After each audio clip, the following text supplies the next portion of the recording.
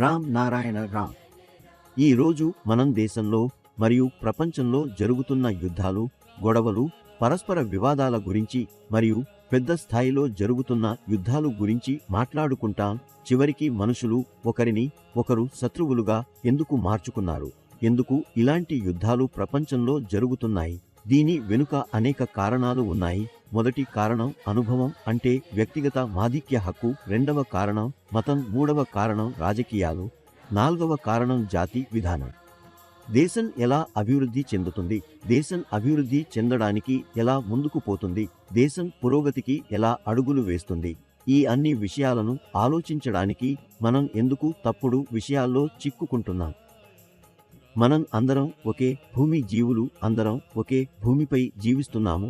ఈ భూమి మీద ఒకే మతం ఉండాలి, అది ప్రకృతికి సంబంధించిన మతం. అలాగే అందరికీ ఒకే జాతి ఉండాలి, అది జీవజాతి. ఇక్కడ మత రాజకీయాలు, జాతి వివక్ష, రాజ్యాంగం గురించి చర్చలు జరుగుతుంటే మనం పరస్పరం మిళితం అయ్యే అవకాశం లేదు.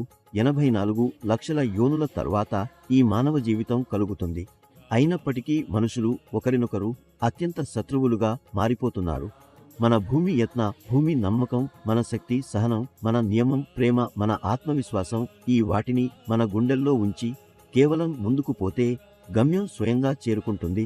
ద్వేషం యొక్క రాజకీయాలకు అవసరం లేదు. ఒకరిని ఒకరు తక్కువగా చూపించడానికి అవసరం లేదు. మనం ప్రకృతితో మిళితమైన అన్ని విషయాలను పొందాం. అవి జీవితం సంపూర్ణం చేయడానికి సమర్థవంతమైనవి. మనకు ప్రకృతి నుంచి నేర్చుకోవడం అవసరం.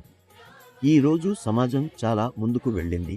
సమాజం చాలా తెలివిగా మారింది. ప్రతి వ్యక్తి, వస్తువు, మొక్కలు, ట్రీస్, చెట్లు, అందరూ ప్రతిరోజు, ప్రతి నిమిషం అభివృద్ధి చెందుతున్నారు. అందువల్ల మనిషి కేవలం ముందుకు మాత్రమే వెళ్ళాలి.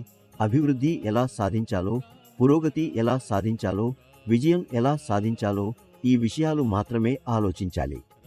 మానవుడు ఈ రోజు ఉన్నది మొత్తం ఆకాశం మరియు ప్రకృతి ద్వారా వచ్చినది. ఆకాశం, భూమి, నీరు, గాలి మరియు శక్తి, ఈ 5 మూల పదార్థాల నుండి అన్ని వస్తువులు తయారవుతున్నాయి. అవి లేకపోతే మనం శ్వాస ఎలా తీసుకుంటాం? జీవించాలంటే ఎలా చేస్తాం? అందువల్ల మనిషి ప్రకృతిలోని సిద్ధాంతాలను అనుసరించి ఆలోచించాలి. ఆకాశం ప్రకృతిని సృష్టించింది, సృష్టిని తయారు చేసింది, మరియు ఈ సృష్టిలో మేము ఉండే వారి నుండి ఉన్నాము. ఇవన్నీ ఒకదానికొకటి సంబంధితంగా ఉన్నాయి. వీటన్నింటినీ మనం శక్తిగా పొందుతాము. మన మేధోబుద్ధి వృతం అవుతుంది.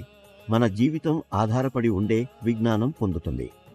అందువల్ల పథకమైన మరియు అపారమైన విషయాలను వ్యర్థంగా చర్చించవద్దు. ఒకరిని ఒకరు తక్కువగా చూపించకండి. మాధ్యమముల అసలైన అధికారిక అభియోగాలను సివారిండి.